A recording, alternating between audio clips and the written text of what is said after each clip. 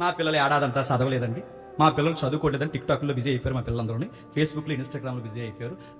మార్చి వచ్చిందండి, పరీక్షల దగ్గరకు వచ్చాయి. గొప్ప మీ ఉపవాస ప్రార్థనలో మా బిడ్డ కోసం ప్రార్థన చేయండి అంటే నన్ను అని వస్తుంది పరలోకం అనుకో.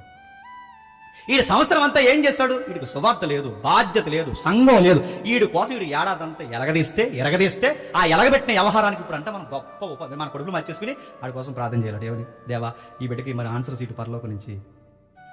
ఈ బిడ్డ సమాజానికి, సొసైటీస్ ఎలా అవసరం, వీడు నీ రాజ్యానికి గొప్ప యోధుడిగా ఉపయోగపడతాడు. ఎలాగైనా సరే వీడి వివేచన జ్ఞానం ఇంకనూ పెంపొందింపజేసి వాళ్ళు అడగలేని ఆన్సర్లు కూడా వీడు రాసేసేలాగా చెప్పండి. అది చేయాల ప్రేయరు. ఆస్తి ఇచ్చేసింది, ఒక్కగానొక్క వారసునిచ్చింది. వాళ్ళకి డబ్బులు తక్కువ, వాళ్ళకి అధికారాలు తక్కువ, వాళ్ళకి ఏం తక్కువ ఉన్నాయి చెప్పండి? వాళ్ళకి ఏమీ తక్కువ లేదు. ఆస్తి ఇచ్చేయడం ఒక ఎత్తు అయితే రెండు ఏమిస్తుంది చెప్పండి? కొడుకుని ఇచ్చేస్తుంది. చూడండి కొడుకు. అందుకే చూడండి, ఆ అబ్బాయి బతుకున్నంత కాలం ఎవరు వెనకాల తిరిగాడు తెలుసా? పేతురు వెనకాల తిరిగాడు, ఇంకా పౌలు వెనకాల తిరిగాడు, ఇంకా సేవలో తిరిగాడు. ఇంకా గొప్ప సంగతి చెప్పిన మత్తయి సువార్త, లూకా సువార్త, యోహాను సువార్త చదువుకుంటే ఆ 4 సువార్తలు ఒక సువార్త.